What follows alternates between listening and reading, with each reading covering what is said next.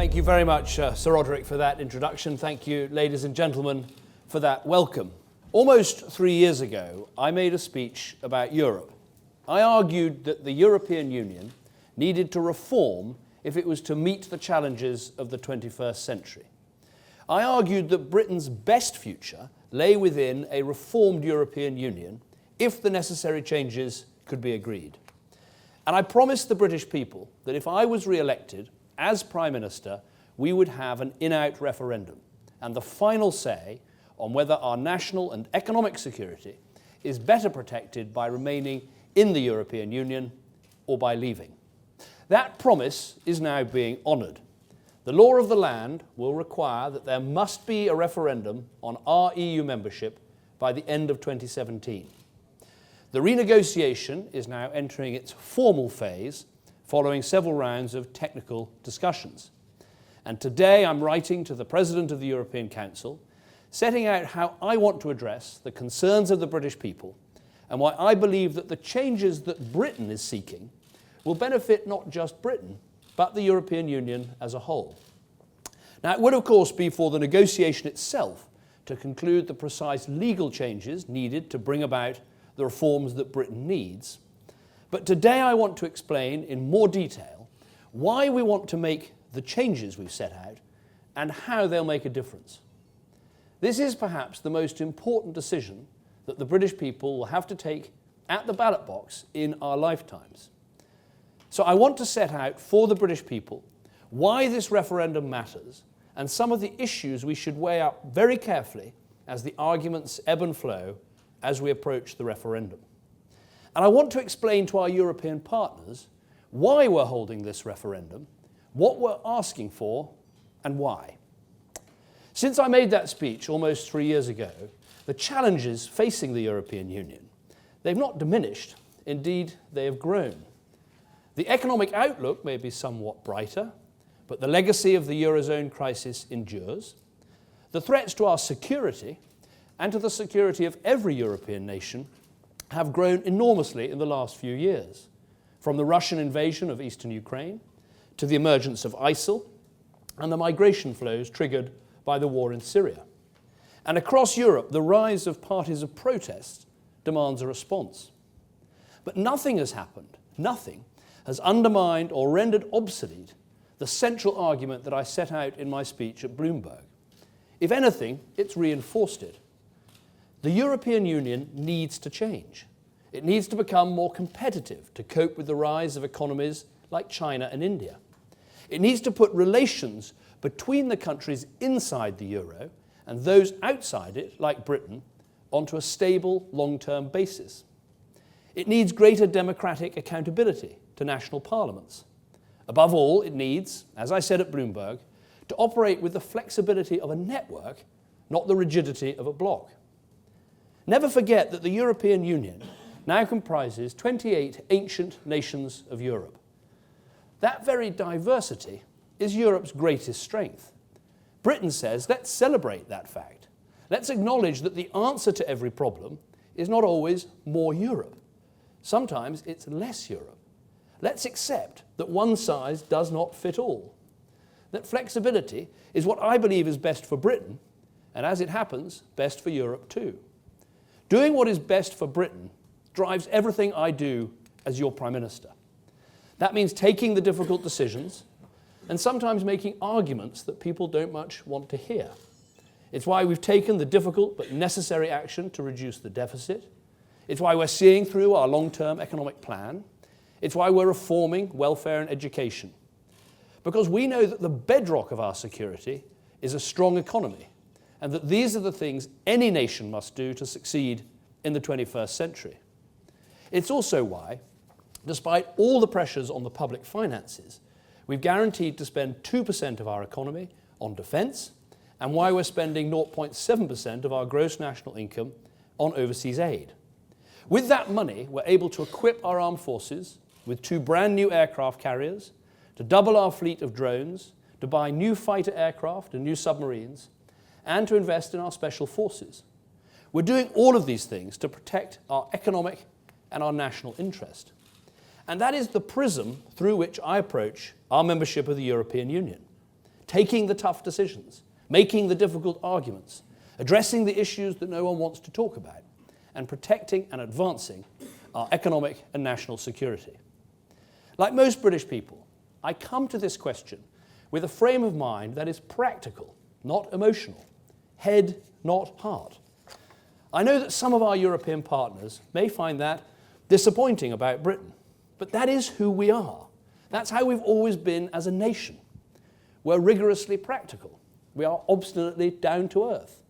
We are natural debunkers. We see the European Union as a means to an end, not an end in itself. Europe where necessary, national where possible, as our Dutch friends put it. An instrument to amplify our nation's power and prosperity, like NATO, like our membership of the UN Security Council or the IMF. We understand that there's a close relationship between the security and prosperity of the continent to which our island is tied geographically and our own security and prosperity.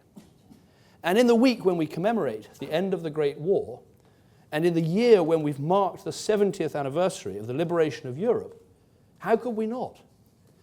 Britain has contributed in full measure to the freedom that Europe's nations enjoy today. Across the continent, from Ypres to Monte Cassino, from Bayeux to Arnhem, in stone-cold cemeteries lie the remains of British servicemen who crossed the Channel to help subjugated nations throw off the tyrant's yoke and return liberty to her rightful place on what Churchill called this noble continent. And today we continue to play our full role in European security and in global security, fighting Ebola in West Africa, flying policing missions over the Baltic states, contributing to NATO operations in Central and Eastern Europe, saving lives and busting the people smuggling rings in the Central Mediterranean, spending £1.1 billion on aid to the region of Syria, Lebanon and Jordan, more than any other European nation. Britain has always been an engaged nation because we know that engagement is the best way to protect and advance our economic and our national security. So today, as we confront fresh threats and dangers to our country, I'm in no doubt that for Britain, the European question is not just a matter of economic security, but of national security too. Not just a matter of jobs and trade, but of the safety and security of our nation. Equally, when Europe and the European Union accounts for almost half of our trade, it matters for our economic security that the European Union is competitive and succeeds in promoting prosperity for its members. Just as it matters to us that while we're not part of the euro, and in my view never will be, the Eurozone is able to deal with its problems and to succeed. If it fails to do so, we will certainly not be immune from the side effects. That is why, almost 3 years ago, I set out the case for reform that would benefit Britain and, in my view, benefit the entire EU. I was clear that Britain gains advantages from her membership of the EU, but I was also clear that there are some major problems which need to be addressed. Political leadership means confronting these problems, not wishing them away. If we ignore them, history teaches us they will only get worse. Let me explain what I mean. In my Bloomberg speech almost 3 years ago, I said the European Union faced 3 major challenges.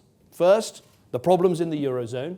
They need to be fixed, and that will require fundamental changes. Second, a crisis of European competitiveness as other nations across the world soar ahead and Europe risks being left behind. And third, a gap between the EU and its citizens, which has grown dramatically in recent years, and which represents a lack of democratic accountability and consent that is felt particularly acutely here in Britain.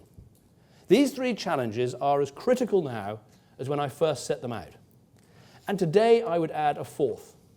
As we've seen so spectacularly across Europe with the questions posed by the migration crisis, countries need greater controls to manage the pressures of people coming in.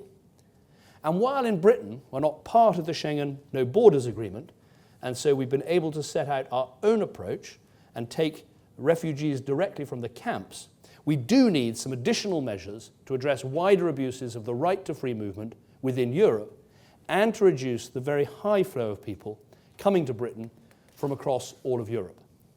So the changes we're arguing for are substantial, but they have a very clear purpose to address the 4 key challenges which are vital to the success of the European Union and to maintain and advance the UK's economic and national security within it. Now let me explain each of them in turn.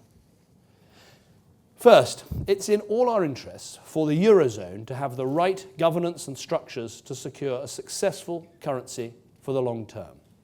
Britain understands that, and we won't stand in the way of those developments as long as we can be sure that there are mechanisms in place to ensure that our own interests are fully protected. Let me explain what I mean. There are today 2 sorts of members of the European Union. There are Euro members and non-Euro members. The changes which the Eurozone will need to implement will have profound implications for both types of member. So non-Euro members like Britain, which are outside the Eurozone, need certain safeguards in order to protect the single market and our ability to decide its rules, and to ensure that we face neither discrimination nor additional costs from the integration of the Eurozone. Because the European Union and the Eurozone are not the same thing. And those of us who are in the EU but outside the Eurozone need that accepted. We need a British model of membership that works for Britain and for any other non-Euro members. And this should be perfectly possible. The European Union is a family of democratic nations whose original foundation was, and remains, a common market. There's no reason why the single currency and the single market should share the same boundary any more than the single market and Schengen. So the EU needs flexibility to accommodate both those inside and outside the Eurozone, both those who are contemplating much closer economic and political integration, and those countries like Britain which will never embrace that goal. Now, this is a matter of cardinal importance for the United Kingdom, because if the European Union were to evolve into a single currency club, where those outside the single currency are pushed aside and overruled, then it would no longer be a club for us. We need this issue fixed so that the UK is not obliged to fight a series of running battles which would only corrode trust amongst member states. And we have to make sure that there's a point to being in the EU but not in the Eurozone, and that position does not turn a country into a rule taker instead of a rule maker. And now is the time to do that. So as part of our renegotiation, I'm asking European leaders to agree clear and binding principles that protect Britain and other non-Euro countries, and a safeguard mechanism to ensure that those principles are respected and enforced. Those principles should include the following: recognition that the EU is a union with more than one currency, that there should be no discrimination and no disadvantage for any business on the basis of the currency of their country, that the integrity of the single market must be protected, that as the Eurozone moves ahead, any changes it decides to make, like creation of a banking union, for instance, must be voluntary for non-Euro countries, never compulsory, that taxpayers in non-Euro countries should never bear the cost for operations to support the euro as a currency, and that just as financial stability and supervision has become a key area of competence for the Eurozone and institutions like the ECB, so financial stability and supervision is also a key area of competence for national institutions, like the Bank of England, for non-Euro members. And of course, that any issues that affect all member states must be discussed and decided by all member states. So second, we want a European Union that adds to our competitiveness, not detracts from it. Now, I've already made good progress here since my speech at Bloomberg. Legislative proposals under the new Commission have fallen by 80%, with more regulations set to be repealed this year than in the whole of the previous Commission. We have proposals for a capital markets union, which will help get finance into the hands of entrepreneurs and growing businesses. The new plans to deepen the single market in services and digital will mean new opportunities for millions of British businesses to operate more easily anywhere in Europe. Changes we secured just last month will mean that British tourists will no longer incur roaming charges when they use their mobile phones or have to pay extortionate credit card fees.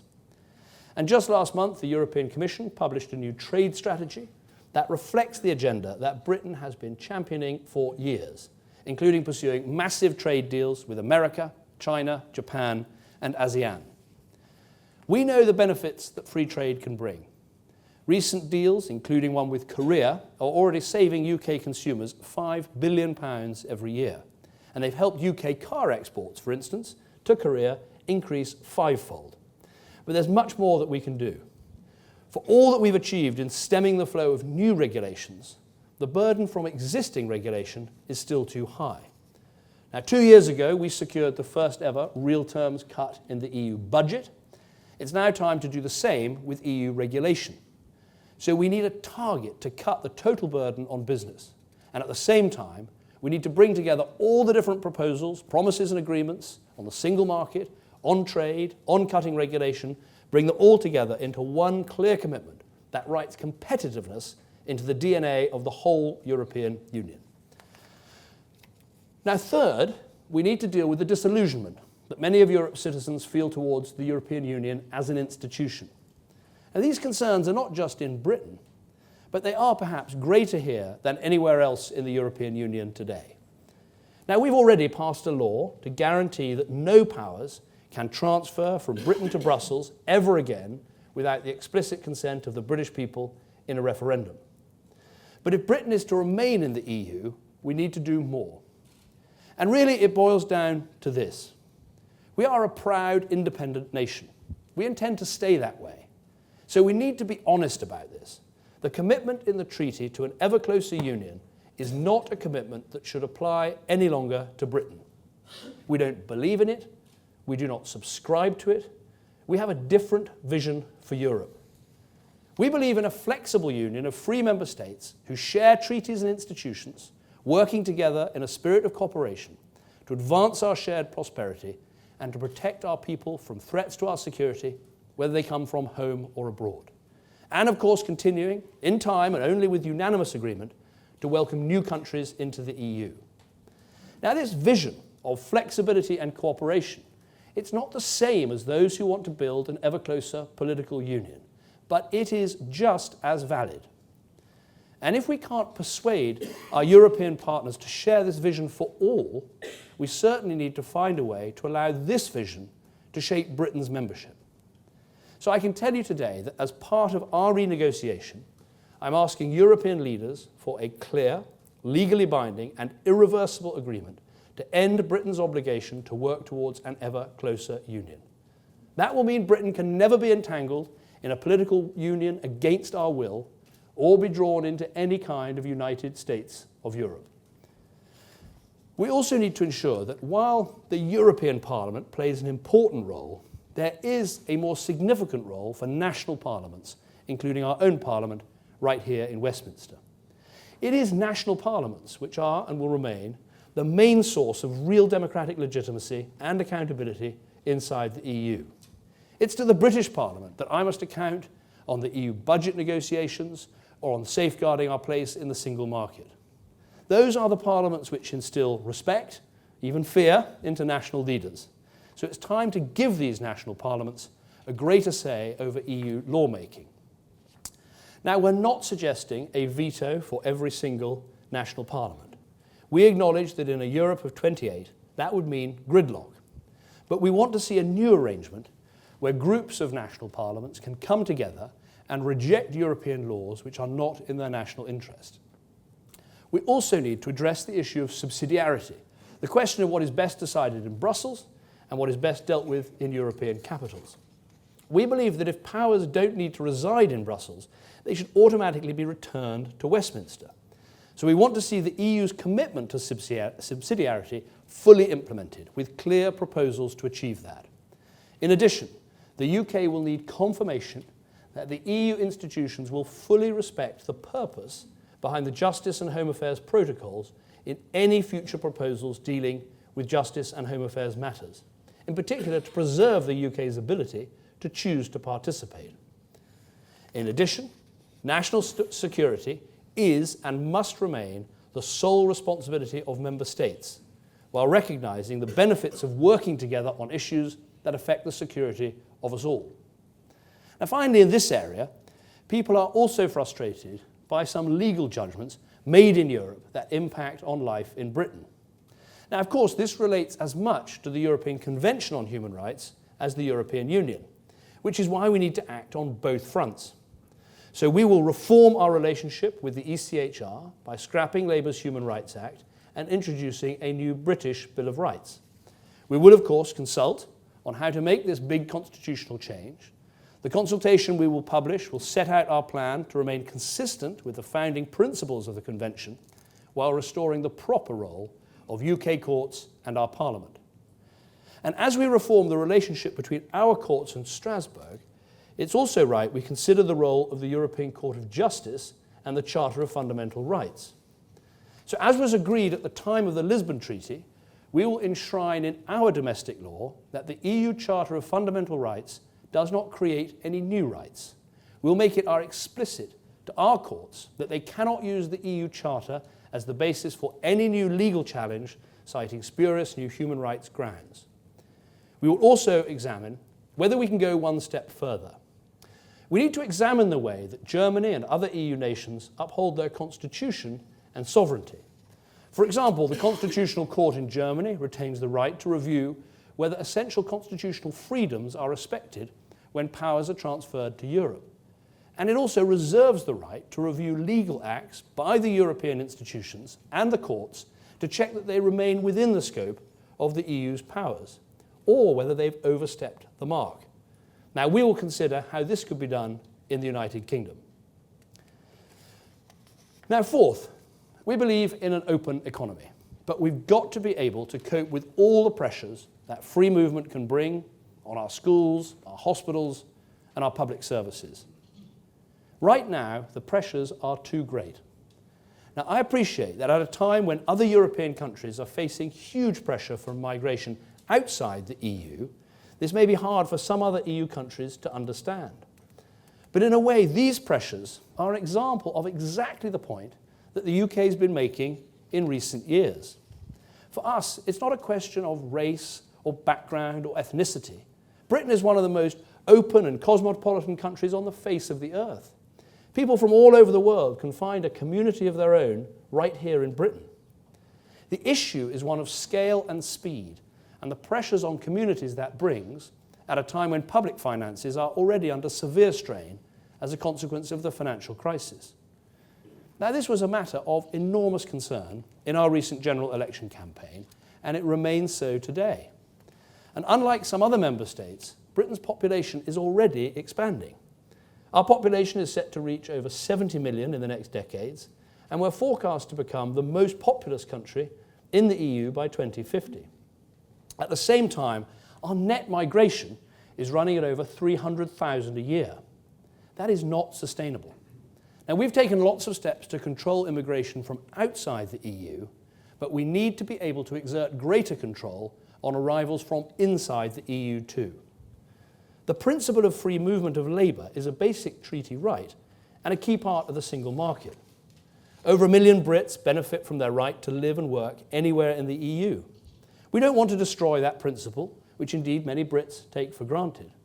But freedom of movement has never been an unqualified right, and we now need to allow it to operate on a more sustainable basis in the light of the experience of recent years. Now, Britain has always been an open trading nation. We don't want to change that. But we do want to find arrangements to allow a member state like the UK to restore a sense of fairness to our immigration system and to reduce the currently very high level of migration from within the EU into the UK. Now, that means, first of all, correcting the mistakes of the past by making sure that when new countries are admitted to the EU in the future, free movement will not apply to those new members until their economies have converged much more closely with existing member states. Next, we need to create the toughest possible system for dealing with the abuse of free movement.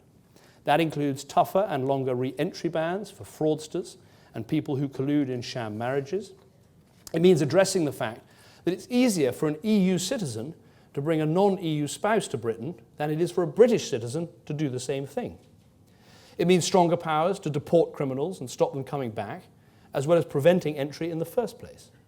And it means addressing ECJ judgments that have widened the scope of free movement in a way that has made it much more difficult to tackle this sort of abuse. But ultimately, if we're going to reduce the numbers coming here, we need action that gives greater control of migration from the EU.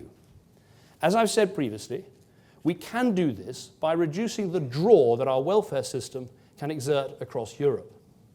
Now, to those who say this won't make a difference, I say look at the figures. We know that at any one time, around 40% of all recent European Economic Area migrants are supported by the UK benefit system, with each family claiming on average around £6,000 a year of in-work benefits alone, and over 10,000 recently arrived families claiming over £10,000 a year. We need to restore a sense of fairness and reduce this pull factor subsidised by the taxpayer. So I promised 4 actions at the general election. 2 of them have already been achieved. EU migrants will not be able to claim universal credit while looking for work. And if those coming from the EU haven't found work within 6 months, they can be required to leave. But we need to go further to reduce the numbers coming here. So we've proposed that people coming to Britain from the EU must live here and contribute for 4 years before they qualify for in-work benefits or social housing, and that we should end the practice of sending child benefit overseas. Now, I understand how difficult some of these welfare issues are for other member states, and I'm open to different ways of dealing with this issue. But we do need to secure arrangements that deliver on the objectives set out in the Conservative Party manifesto to control migration from the European Union. So these are the 4 objectives at the heart of our renegotiation. Objective 1, protect the single market for Britain and others outside the Eurozone. What I mean by that is a set of binding principles that guarantee fairness between Euro and non-Euro countries. Objective 2, write competitiveness into the DNA of the whole European Union, and this includes cutting the total burden on business.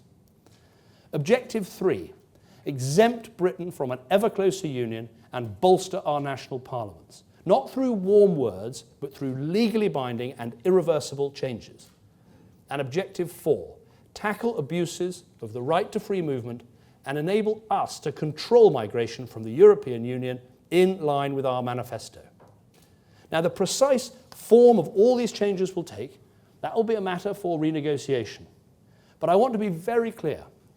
If we're able to reach agreement, it must be on a basis that is legally binding and irreversible, and where necessary has force in the treaties. Now, there will be some in Britain who will say that what we're asking for is far too little. And there'll be some in European capitals who say that what we're asking for is far too much. I say that what I'm asking for is what is needed to fix the problems in Britain's relationship with the European Union. And these measures, if adopted, will benefit the European Union as a whole. I've been Prime Minister for 5.5 years. I've sat in 39 European Council meetings with my fellow European leaders. I've seen this relationship operating at close quarters. I can see how much Britain can gain from its membership of the EU, but I've also seen where the problems lie. I've thought very carefully about what is needed to fix those problems, and I've come up with a carefully designed package to do so. It is not outlandish or absurd. It is right and it is reasonable. And I must be very, very clear. I don't want this reasonable approach to be misunderstood. Reasonable does not mean lacking in resolve. I understand, of course, that every negotiation must involve just that, negotiation. But Britain is the second biggest economy in the EU. We're the second biggest contributor to the EU budget. Along with France, we are its foremost military power. We gain from the Union, but we bring a lot to it. And we believe very strongly that if a major member state has major concerns which it's been voicing in a measured and constructive fashion over a number of years, then it is entitled to expect those concerns to be addressed. And at the heart of this negotiation is actually a very simple question. Is the European Union flexible enough to accommodate the concerns of its very different member states? The answer to that question must be yes, if the EU is to survive and prosper in the future. Not just for Britain today, but for other member states, large ones and small ones, ones from the north or the south, or the east or the west. The European Union has reached a decisive moment. Now is the moment to ensure that membership of the European Union works for Euro and non-Euro members alike. I think most people would find that an eminently reasonable proposition. Already there have been productive rounds of talks with every European leader, with the presidents of the European Council and of the Parliament, and of course with the President of the European Commission, who's made this issue a priority and pledged his support for a fair deal for Britain.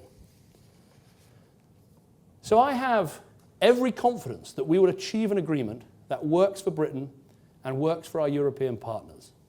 And if and when we do so, as I said 3 years ago, I will campaign to keep Britain inside a reformed European Union. I'll campaign for it with all my heart and all my soul, because that will be unambiguously in our national interest. But if we can't reach such an agreement, and if Britain's concerns were to be met with a deaf ear, which I don't believe will happen, then we will have to think again about whether this European Union is right for us. And as I've said before, I rule nothing out. And to the British people, I say this. We have a long history of engaging with the best parts of what membership of the European Union has to offer, the parts that work for Britain and our own history and traditions. Already, we've ensured that as British people, we can travel freely around Europe, but at the same time, we've maintained our own border controls. We've kept our own currency while having complete access to the single market. We cut the EU budget for the first time ever while protecting the British rebate. We successfully took Britain out of the Eurozone bailout mechanism, the first ever return of powers from Brussels to Westminster. Through our opt-out from justice and home affairs matters, we've achieved the largest repatriation of powers to Britain since we joined the EU. And when we've had to, we have used our veto, as I did, to block a treaty that wasn't in Britain's national interests. In other words, we've shown before that it is possible for Britain to find a way that works for us. And I believe that we can do so again, and that through this renegotiation, we can have the best of both worlds. We don't need to choose between being a marginalized voice within Europe or an isolated voice outside it. Let me explain what I mean. Those who believe we should stay in the EU at all costs need to explain why Britain should accept the status quo. I'm clear there are real problems for Britain with the status quo. There are some economic risks if we allow a situation where Eurozone countries could potentially spend our money, or where European regulations hold back our ability to trade and create jobs. And there are also significant risks if we allow our sovereignty to be eroded by ever closer union, or if we sit by and do nothing about the unsustainable rate of migration into our country. But just as those who are advocating staying in the EU at all costs have serious questions to answer, so do those who think Britain should just leave now. They also need to think hard about the implications of their arguments and the possible risks of the course that they advocate. What would being outside the European Union mean for our economic security? And what would it mean for our national security? Let me briefly take those two questions in turn. First, our economic security. Those who believe we should leave the EU mostly argue that we'd still seek a relationship with the single market and that we'd still build trade deals with the rest of the world. So the question is, how exactly would this work? On the single market, some have suggested we could be like Switzerland or Norway. Now, these countries are great friends of ours, but they're very different from us. Switzerland has had to negotiate access to the single market sector by sector. Norway is part of the single market, but has no say in setting its rules. It just has to implement its directives. 10,000 rules and regulations in the last 20 years 5 every day for the Norwegian Parliament, has been sitting.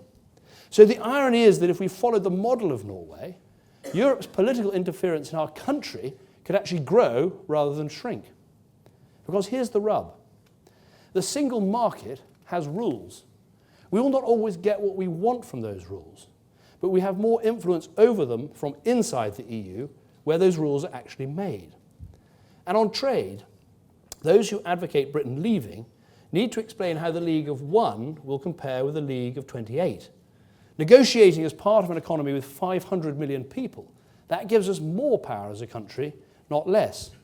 Our membership of the European Union gives us free trade agreements with more than 50 countries around the world.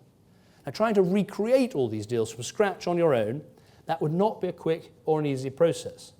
So we should be clear that leaving the EU is not some automatic fast track to some land of milk and honey. Now, just as there are difficult questions for our future prosperity outside the EU, so there are also important questions for our future security too. In 2015, our membership of the European Union is not just a matter of trade and commerce, pounds and pence. It's about our national security as well as our economic security. The world is undoubtedly a more dangerous place than when I made my speech at Bloomberg 3 years ago. Then ISIL didn't exist. Now it controls substantial territory in Iraq and Syria and directly threatens our country. Then Ukraine was at peace. Now it's in crisis after Russia invaded Crimea and eastern Ukraine. And of course, the war in Syria has unleashed a wave of migration towards Europe, which we see night after night on our television screens. Britain has never joined the Schengen border-free zone, so we retain our border zones, as I've said, our border controls, as I've said. This and our geographical status as an island means we're less directly affected than other European countries by this crisis. Our agreement with France, as a fellow EU member, means that our main border control with continental Europe effectively operates now at Calais rather than Dover. And our decision to admit 20,000 Syrian refugees from the camps, that was a British national sovereign decision.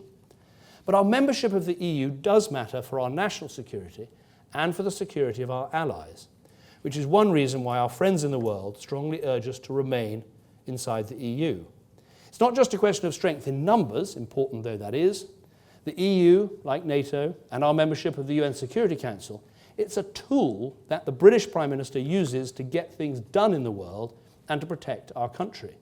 When Russia invaded Ukraine and European leaders met, it was Britain that pushed through those sanctions to penalise Russia and ensure a robust response.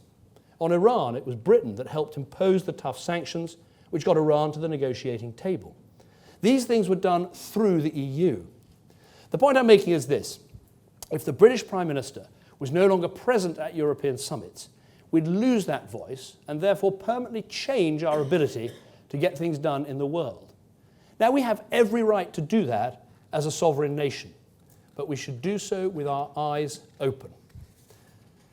Now, I'm not saying for one moment that Britain couldn't survive outside the European Union.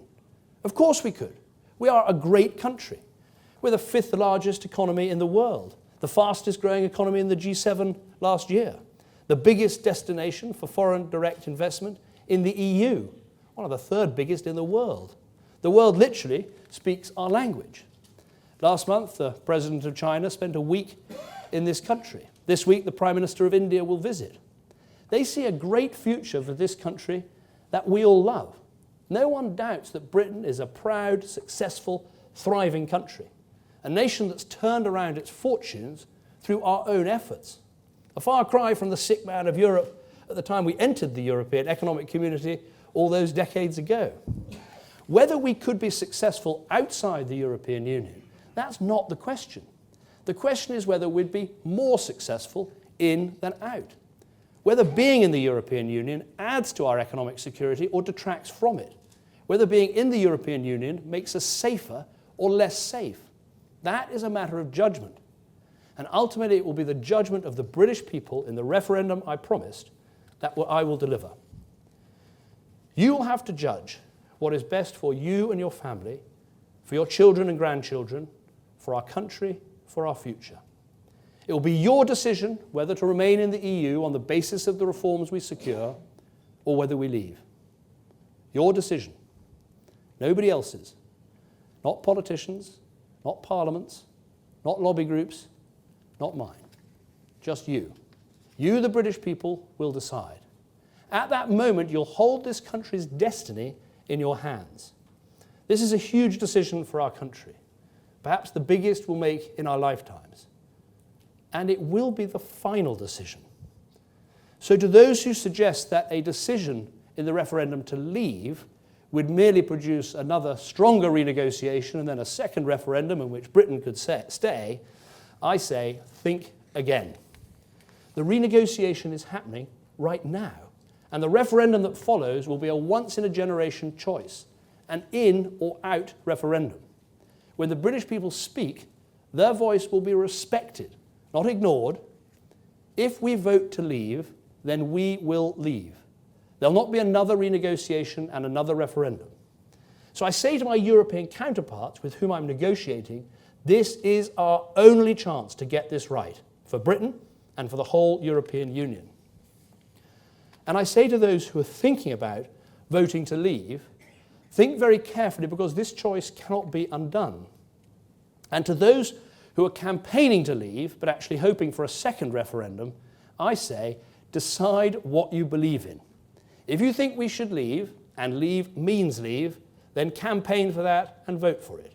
But if you're actually arguing for a better relationship between Britain and the European Union, then don't campaign to get out, work with me to get that better deal for Britain.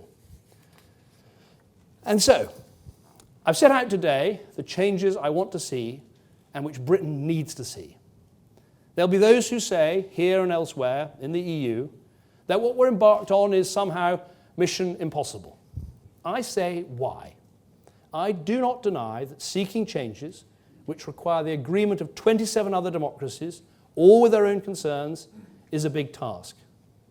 But an impossible one? I do not believe so for a minute. When you look at the challenges facing European leaders today, the changes that Britain is seeking do not fall into the box marked impossible. They are eminently resolvable with the requisite political will and political imagination. The European Union has a record of solving intractable problems. It can solve this one too. Let us therefore resolve to do so. Because the prize is a big one. A new kind of European Union. A European Union which could lead the world in competitiveness, be a magnet for startup, a beacon of jobs and growth. A European Union in which those countries inside and outside the euro could both have their interests fully protected.